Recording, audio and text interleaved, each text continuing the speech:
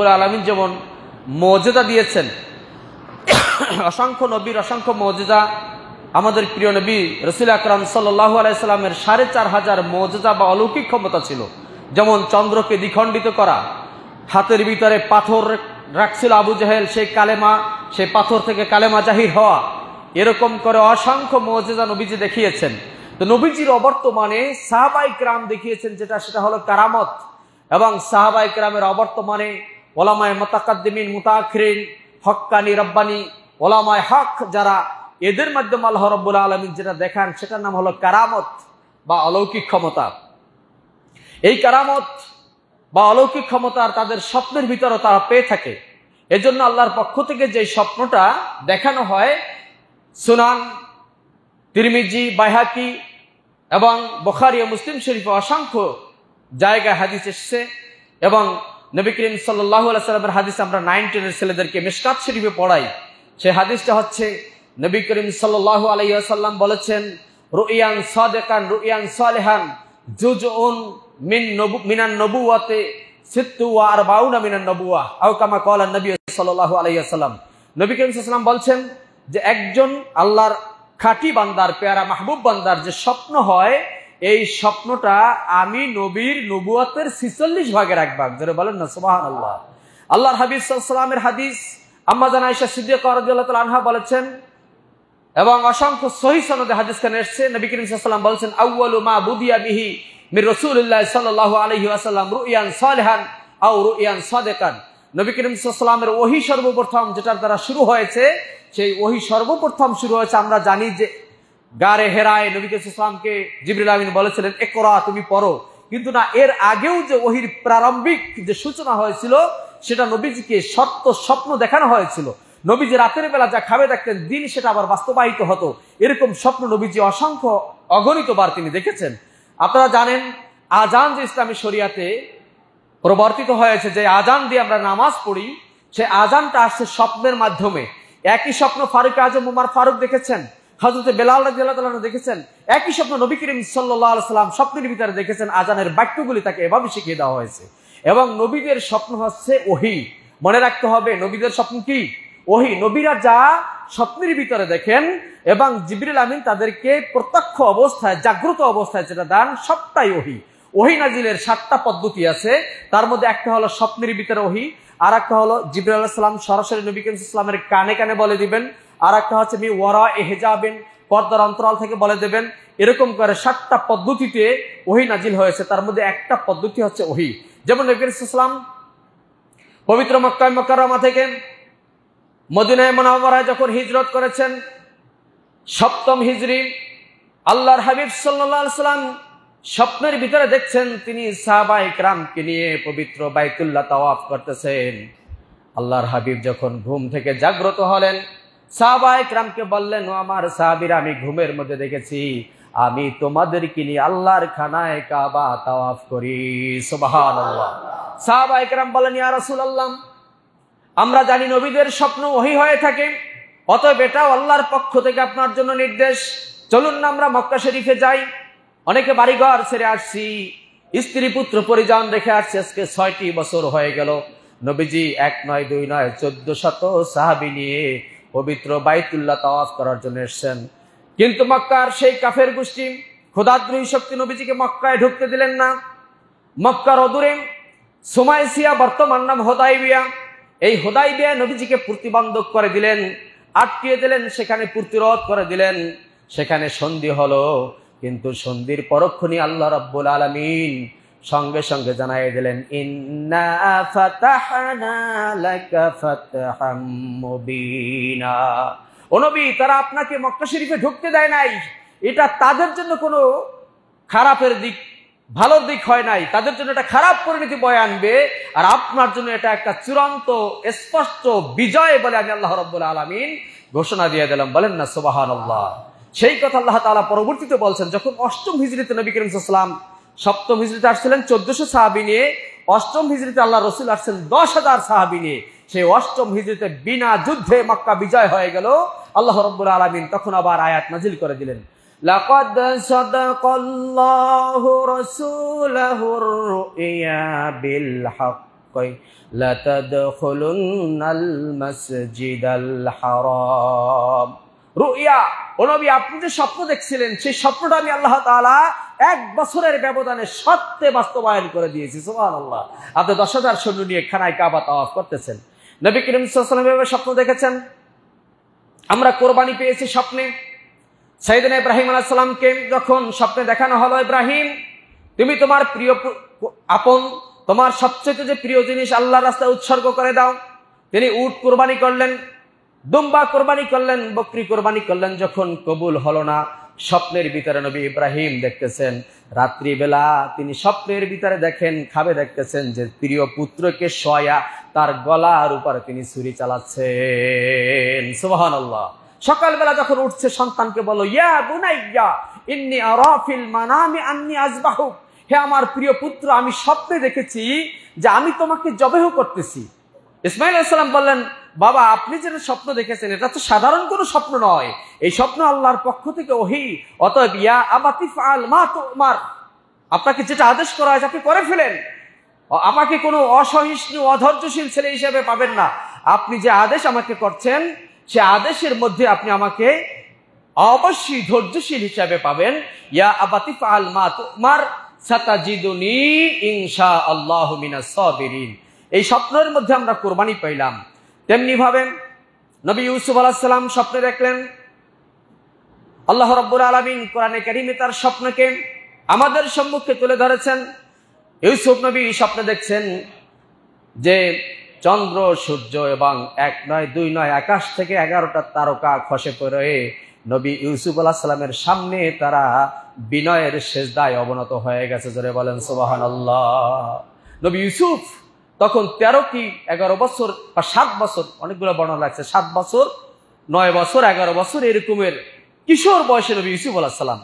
তার ওই ঘরে আরো 10 ভাই রয়েছে এবং এই ঘরে তার আরো 1 ভাই রয়েছে। এই ঘরে যে ভাই আছে তার নাম হলো বনিয়ামিন, আর ওই ঘরে আরো আছে 10 ভাই। ইউসুফ আলাইহিস সালাম তিনি এমন একজন নবী, তার বাবা ছিল নবী, তার দাদা ছিল নবী, তার তাওই ছিল নবী, অর্থাৎ 4 পুরুষ পর্যন্ত পরপর নবী। যেমন ইউসুফ আলাইহিস সালামের বাবার নাম ছিল ইয়াকুব আলাইহিস সালাম, ইয়াকুব আলাইহিস সালামের বাবার নাম ছিল ইসহাক আলাইহিস সালাম, ইসহাক আলাইহিস সালামের বাবার নাম ছিল হযরত ইব্রাহিম খলিলুল্লাহ আলাইহিস সালাম। তো ইয়াকুব আলাইহিস সালামের 2 জন স্ত্রী, একজন স্ত্রীর ঘরে 10 পুত্র, আর একজন স্ত্রীর ঘরে 2 পুত্র। তো ইউসুফ আলাইহিস সালাম এমন একজন নবী, আল্লাহ রাব্বুল আলামিন এই পৃথিবীতে বিশ্বনবী মুহাম্মদুর রাসূলুল্লাহ সাল্লাল্লাহু আলাইহি সাল্লাম ব্যতিরেকে যাকে সবচেয়ে বেশি সৌন্দর্য দিয়েছেন তিনি হলেন নবী ইউসুফ আলাইহিস সালাম। জোরে বলেন না সুবহানাল্লাহ। কত সৌন্দর্য দিয়েছেন। আমরা যতগুলি তাফসীর পড়েছি সবগুলির ভিতরে বিশেষ করে একটা ঐতিহাসিক রওয়ায়াত, ঐতিহাসিক পিকে হিস্ট্রি, একজন খ্রিস্টান মানুষ সেই পিকে হিস্ট্রি তার ইতিহাস গ্রন্থে লিখেছে আল্লাহ রাব্বুল আলামিন এই পৃথিবীতে সাইয়েদনা আমাদের প্রিয় নবী সাল্লাল্লাহু আলাইহি সাল্লাম বাদে অন্যান্য সকল মানুষের সৌন্দর্য যা দান করেছেন। যেমন আমি আমার 16 সালের হজে যখন আমি মুজদালেফায় অবস্থান করতেছিলাম, আমার পাশে মিশরের 2টি ছেলে, একটার বয়স 18 বছর আর একজনের বয়স 16 বছর, 2 ভাই ওরা। এই 2 ভাই তার মাকে সহ হজে আসছে। তো 2 ভাই যখন রাত্রিবেলা মুজদালেফায়, তখন আপনারা জানেন যে সেখানে বিছানা, কোনো শামিয়ানা নাই, বিছানা নাই, কিছু নাই, খোলা মাঠে এই লক্ষ লক্ষ হাজি তারা সেখানে অবস্থান করে। এটা অবস্থান করা সাইয়েদনা আদম আলাইহিস সালাম তিনি অবস্থান করেছেন হাওয়া আলাইহিস সালামকে নিয়ে, আমাদেরকে এই মুজদালেফায় অবস্থান করতে হয়। তখন আমি তাকিয়ে দেখলাম যখন সোডিয়াম বাতি জ্বলতেছে, সোডিয়াম বাতির আলো পরে ওদের চেহারাগুলো এরকম হয়ে গেছে যেন ওদের চেহারার মধ্যে আমাদের চেহারা দেখা যায়, এত সুন্দর চেহারা। মনে মনে ভাবতেছিলাম সে মিশরের ছেলেরা তোমরা এত সুন্দর, তাহলে সাইয়েদনা ইউসুফ আলাইহিস সালাম কত সুন্দর ছিল। সুবহানাল্লাহি বিহামদি। যেই সৌন্দর্য দেখে নারীরা তাদের হাত কেটে ফেলেছে। আর আম্মা জান আয়েশা সিদ্দিকা বলেছেন ওই নারীরা যদি আমার নবী মুহাম্মদুর রাসূলুল্লাহ সাল্লাল্লাহু আলাইহি সাল্লামকে দেখতো তাহলে তারা তাদের কলিজা কেটে ফেলতো, এত সুন্দর আমার প্রিয় নবী সাল্লাল্লাহু আলাইহি সাল্লাম। জোরে বলেন সুবহানাল্লাহ।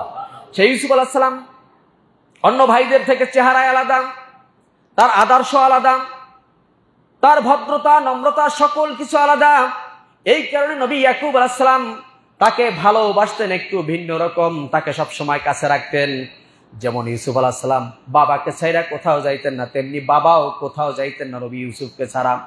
একদিন সকালবেলা উঠে বললেন ইয়া আবাতি, ইয়া আবি, হে আমার প্রিয় বাবা, ইন্নী রাআইতু ফিল মানাম, যে আমি দেখতেছি স্বপ্নের ভিতরে আহাদা আশারা কাওকাবা ওয়াশ-শামসা ওয়াল কমারা রাআইতুহুম লি সাজিদিন, আমি দেখতেছি যে আজকে রাত্রে একটা চমৎকার ঘটনা হয়ে গেল।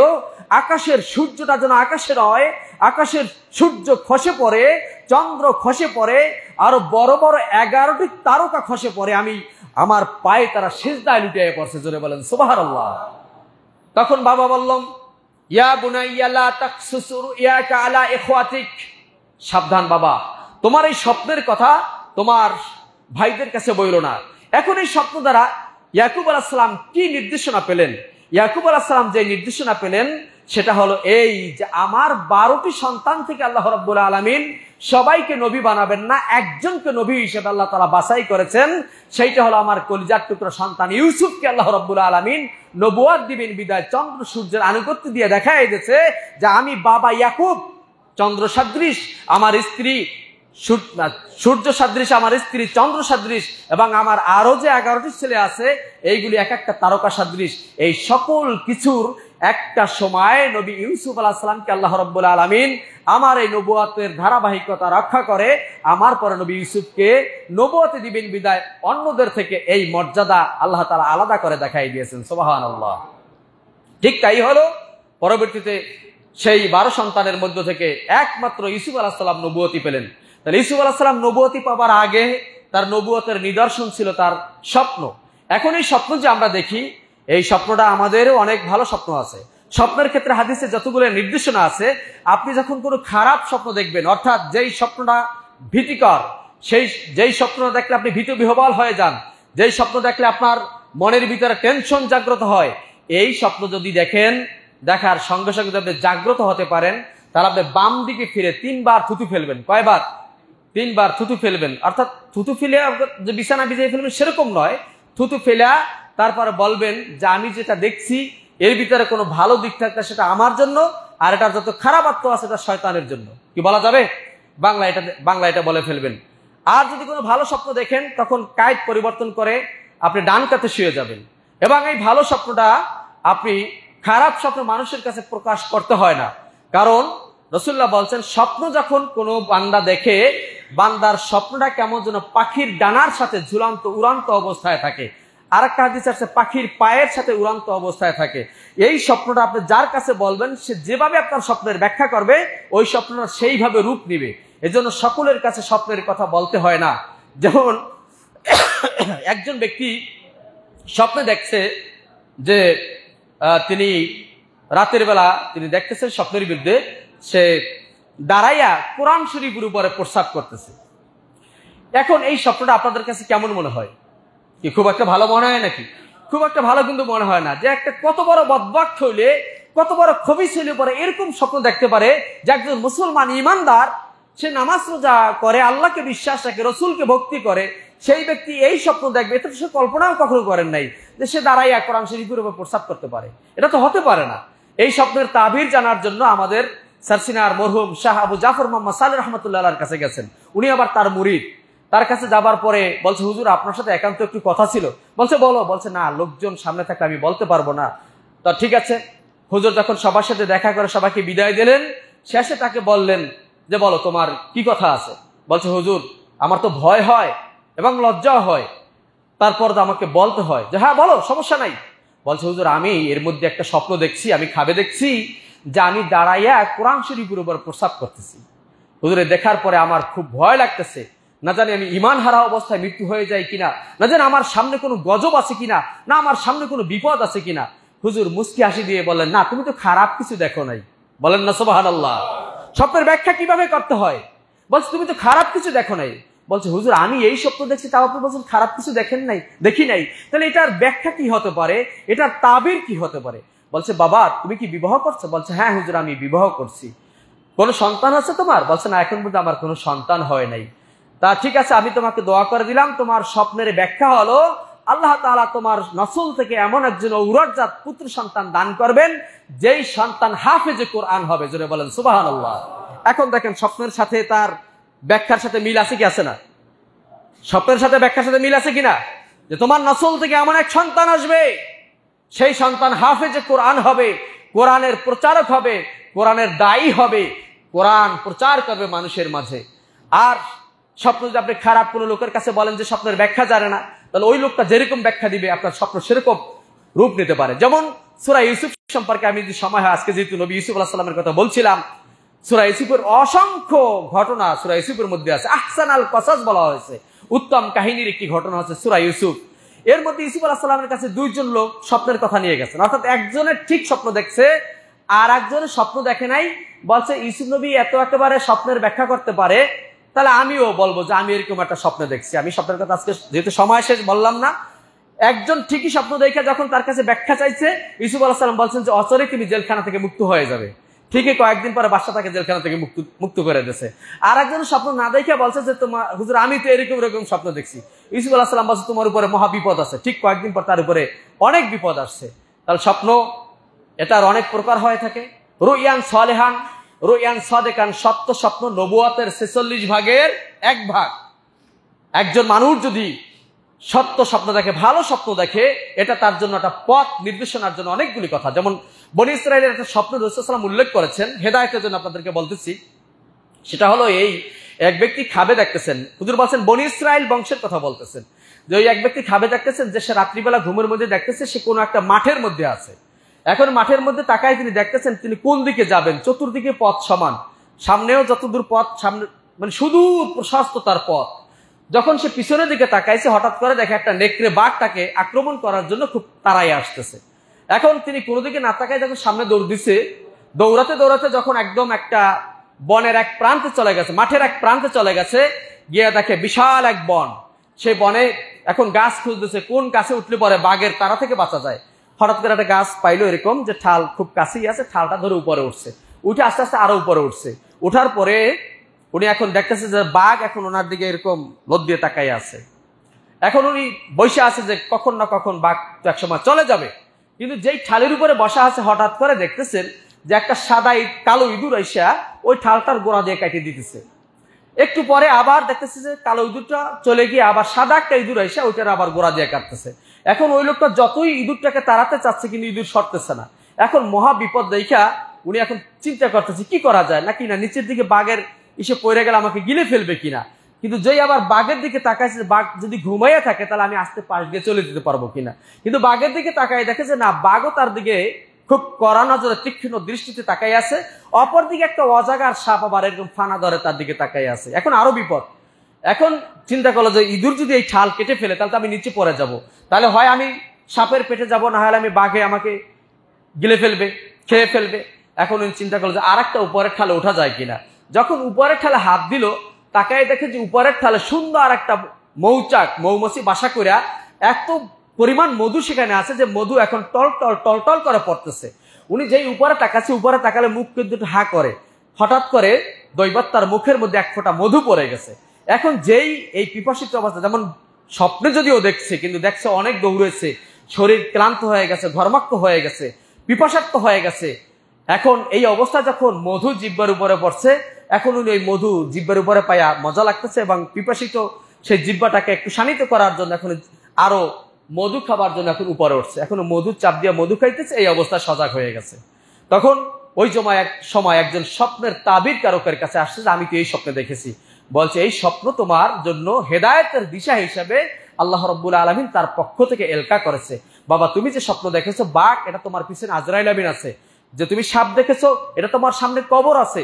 তুমি যে দেখছো সাদা ইঁদুর তোমার ঠাল কাটছে, তোমার জীবন থেকে একটা দিন চলে যাচ্ছে। তুমি যে দেখছো কালো ইঁদুর তোমার ঠাল কাটছে, এটা তোমার জীবন থেকে একটা রাত চলে যাচ্ছে। এত বিপদের মধ্যেও তুমি দুনিয়া এক ঝঞ্ঝা বিক্ষুব্ধ জায়গার মধ্যেও তুমি যে মধু খাচ্ছ, এটাই তোমার দুনিয়ার লোভ লালসা। এই দুনিয়ার লোভ লালসা কিন্তু এক সময় শেষ হয়ে তোমাকে পরকালে মহান আল্লাহ রাব্বুল আলামিনের দরবারে পাড়ি জমাতে হবে। আল্লাহ তাআলা সেই এলকা তোমার উপরে করেছেন। অতএব তুমি সাবধান হয়ে যাও, আল্লাহ রাব্বুল আলামিনকে বন্ধু ভেবে তার পথে চলার জন্য তুমি যথেষ্ট চেষ্টা করো, আল্লাহ তাআলা তোমাকে নাজাত দিয়ে দিবেন। আল্লাহ সুবহানাহু ওয়া তাআলা আমাদের স্বপ্নগুলা যেগুলি খারাপ আছে সেগুলো থেকে আমাদেরকে হেফাজত করুক। ভালো স্বপ্নগুলোর দ্বারা আল্লাহ তাআলা আমাদেরকে পথ নির্দেশনা হিসেবে এই শেষ জমানায় আল্লাহ তাআলা আমাদেরকে চলার তৌফিক দান করুক। আমিন সুম্মা আমিন। ওয়া আখির দাওয়ানা আলহামদুলিল্লাহি রাব্বিল আলামিন।